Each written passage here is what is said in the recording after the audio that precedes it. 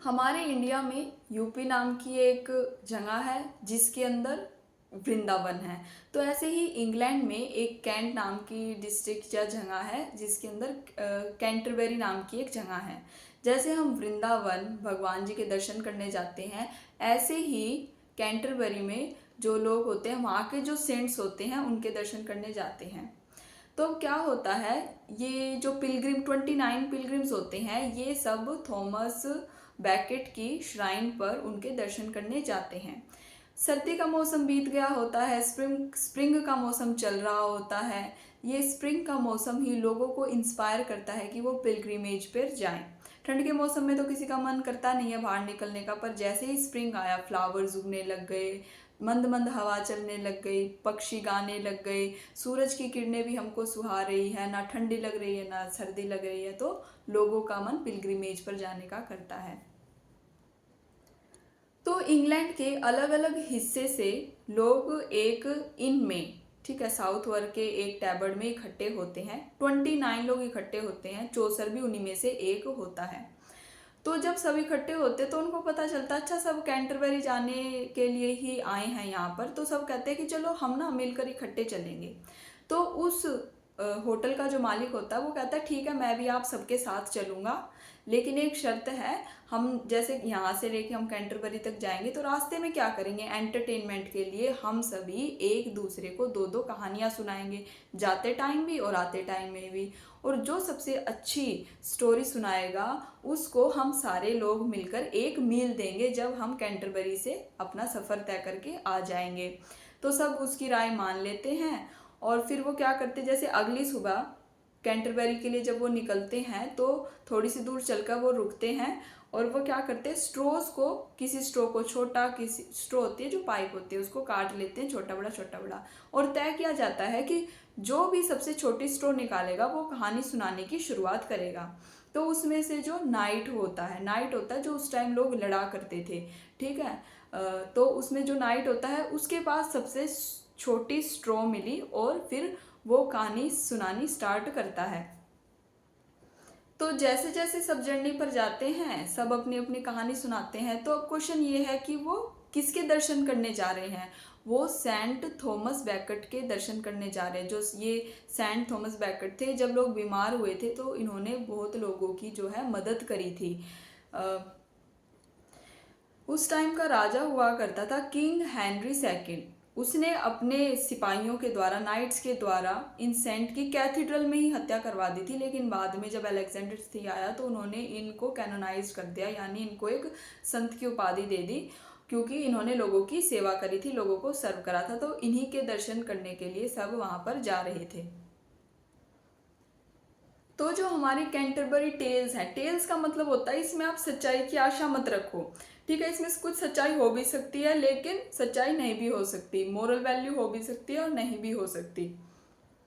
और ये भी डिसाइड करा गया कि जो इंसान कहानी नहीं सुनाएगा ना, उसको पैसे देने पड़ेंगे टैक्स के रूप में, क्योंकि वो कहानी नहीं सुना रहा। ऐसा शुरू में ही वादा कर लिया था उन्होंने।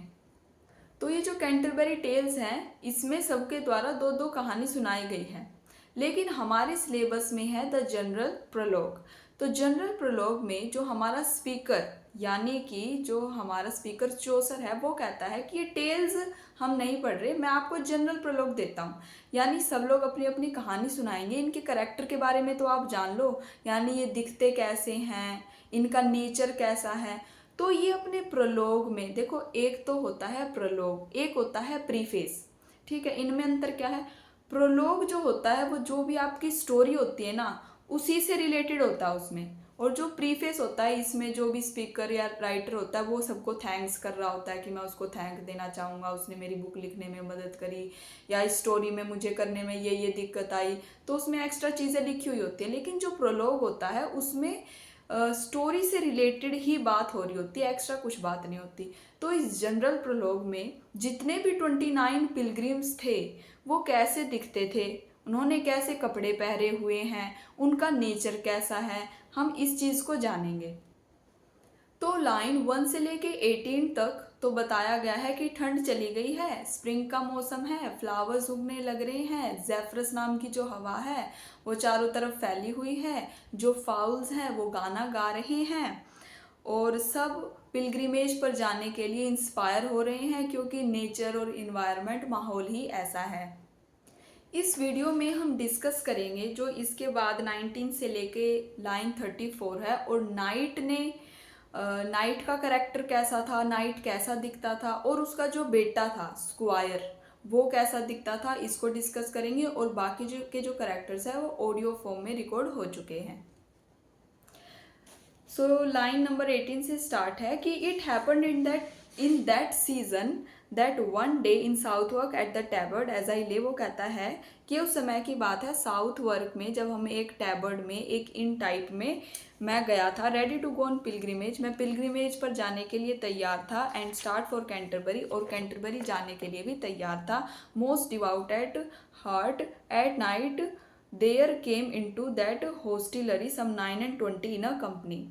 तो यानी कि मैं दिल से डिवाउट यानी श्रद्धा के साथ जाने के लिए तैयार था, और उसी रात को मैंने देखा कि उस इन के अंदर बहुत सारे पिलग्रिम्स आए हैं, 20 and 9 यानी 20 + 9 यानी 29 पिलग्रिम्स वहाँ पर आए हुए हैं। Of sundry folk happening then to fall. Sundry folk, folk का मतलब होता है जो आम लोग होते हैं, सन्ड्री यानी जिन पर ज़्यादा ध्यान हमें नहीं देना, नॉर्मल जो लोग होते हैं वो अलग अलग कोनों से, कैंटरबरी के अलग अलग कोनों से आए हुए हैं। In fellowship and they were pilgrims all that toward Canterbury meant to ride. ठीक है, सबने एक दूसरे के साथ भाई बातचीत तो हो ही जाती है, तो फेलोशिप में आए और सबने कहा कि हम भी कैंटरबरी जाएंगे, हम भी कैंटरबरी जाएंगे, तो सब कैंटरबरी के लिए तैयार हो गए। The rooms and stables of the in were wide. जो उस होटल के रूम्स थे और स्टेबल्स थे, तो अब वो कैंटरबरी जाएंगे तो घोड़े पे ही तो बैठ के जाएंगे, उस टाइम पर कार और बाइक तो होती नहीं थी, तो जो स्टेबल्स थे और कमरे थे वो सब अच्छे थे वहाँ पर। And they made us easy, all was the best, and shortly when the sun had gone to rest, by speaking to them all upon the trip I soon was one of them in fellowship। तो वो कहता है कि जैसे ही सूरज ढलने लगा मैंने भी उन लोगों से बात करनी शुरू करी, और मैंने पाया कि मैं भी अब उनमें घुल मिल गया हूँ। And promise to rise early and take the way to Canterbury as you heard me say. उसने कहा कि फिर मैंने भी प्रोमिस करा मैं भी सुबह उठूँगा और उन्हीं के साथ ही कैंटरबरी जाऊँगा। तो अब but nonetheless, while I have time and space before my story takes a further pace, it seems a reasonable thing to say what their condition was and the full array। तो कहता है कि मैं सबकी कहानी सुनानी स्टार्ट करूँ कि यानी किसने कौन सी क्या क्या कहानी सुनाई, उससे पहले मेरे पास टाइम है, मैं आपको उन लोगों की ड्रेसिंग सेंस बता देता हूँ, वो किस तरीके की उनकी अपीयरेंस थी वो बताता हूँ। एरे का मतलब होता है एक सिस्टमेटिक तरीके में कोई चीज़ जो एक जैसी दिख रही हो, जैसे कि जो लोग परेड करते हैं वो क्या होता है, एक एरे होता है, फ्रूट्स रखे हुए हैं अच्छे से जचाए हुए हैं, डिफरेंट टाइप के भी हो सकते हैं, तो वो अगर एरे में है यानी एक तरीके से जचाए हुए हैं। तो वहाँ पर जो सारे पिलग्रिमेज थे ना एक साथ, ऐसे लग रहा था कि वो एक कंपनी में है। of each of them as it appeared to me according to profession and degree and what apparel they were riding in। तो कहता है कि वो किस कंडीशन में थे, किस डिग्री या फिर उनका क्या प्रोफेशन था, यानी वो क्या काम करते थे, वो मैं आपको बताऊंगा। अपैरल यानी वो क्या ड्रेस उन्होंने पैर रखी थी वो मैं आपको बताऊंगा। And at a night I therefore will begin. वो कहता है कि मैं पहले नाइट से शुरू करता हूँ। नाइट कौन होता है, नाइट होते थे कि वो लोग जो युद्ध में लड़ने के लिए जाते थे वो होते थे नाइट। वो कहता है कि मैं नाइट से स्टार्ट करूँगा। There was a knight a most distinguished man. वो कहता है कि जो नाइट, वो अब नाइट्स की ना क्वालिटी बताता है कि वो डिस्टिंग्विश था यानी अच्छा इंसान था, रिस्पेक्टफुल था, वर्दी था। who from the day one on which he began to ride abroad had followed chivalry, truth, honor, generousness, courtesy, he had done nobly in his sovereign war।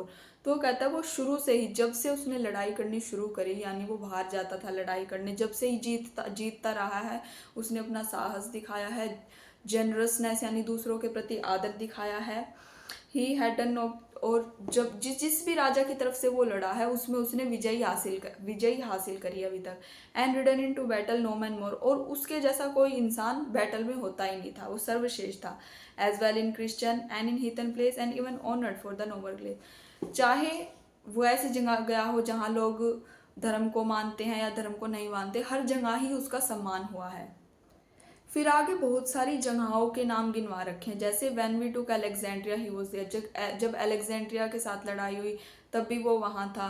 और फिर उसके मैनर्स को दिखा रखा है, यानी जब भी उसको he often sat at table in the chair, वो टेबल और चेयर पर ही बैठा करता था। वो फोनर above all nations when in Persia and Lithuania he had ridden in Russia, यानी पर्शिया, लिथुआनिया, रशिया, ठीक है, जब भी अगर इनके साथ कोई बैटल हुई तो हमेशा वहाँ था। No Christian man so often of his rank when in Granada and Algeciras sank under assault he had been there and North Africa raiding Benamarin in Anatolia he had been there, यानी कि ये सारी जो है जगहें हैं, Ayaz, Antalya, यानी इसने समुद्र में भी लड़ाई करी है, इसने धरती पर भी लड़ाई करी है, और जब घोड़ों पर लड़ाई हुई तो इसने घोड़ों पर भी चढ़कर जैसे लड़ाई करी है। तो इसने हर तरीके की लड़ाई में, हर जगह की लड़ाई में विजय ही पाई है। उसने कोई भी ऐसी बेफालतू की बात नहीं करी, जितनी भी बात करी लोग उससे बोर नहीं हो रहे थे। तो जब तक इंसान एक नाइट नहीं बनता उससे पहले वो एक स्क्वायर होता है, यानी वो एक कैडेट होता है। जब तक कोई इंसान जैसे लेफ्टिनेंट या ऑफिसर नहीं बनता तो वो क्या होता है, जैसे एनसीसी में क्या होते हैं, कैडेट्स ही तो होते हैं जो युद्ध का अभ्यास कर रहे होते हैं। तो वो एक स्क्वायर था, उस टाइम उसको स्क्वायर कहा जाता है। तो ये पोइट्री भी लिखता था, अपनी मिस्ट्रेस को खुश करने के लिए दिन रात, वही सोता भी कम था, खाना भी कम खा रहा था, और मतलब एक अलग टाइप का ग्लो इसके चेहरे पर था, स्क्वायर के चेहरे पर, और ये पोएम्स लिखता था। और इसके स्टेचर यानी इसकी हेल्थ की बात करी जाए तो ये इसकी बॉडी अच्छी थी, स्ट्रॉन्ग थी, और इसकी ड्रेसिंग सेंस के बारे में बता रखा है। और जैसे इनका काम जैसे अपने पिता के साथ था, तो ये इसका पिता अगर खाना खा रहा है, यानी वो नाइट जब खाना खा रहा था, उसको मीट ये खुद काट कर सर्व करता था एज अ रिस्पेक्ट ऑफ या फिर ऑनर। अब इन दोनों के साथ एक योमैन भी आया हुआ है।